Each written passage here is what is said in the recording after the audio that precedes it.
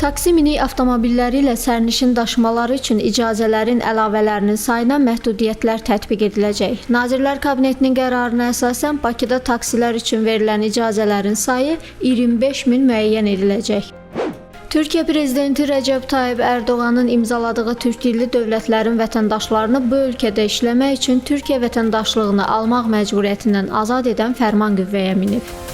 Cari ilin yanvar-avqust aylarında Azərbaycanda 31.403 nikah və 13.869 boşanma halı qeydə alınıb. Ötən ilin müvafiq dövr ilə müqayisədə evlənənlər artıb, boşanmalar isə azalıb.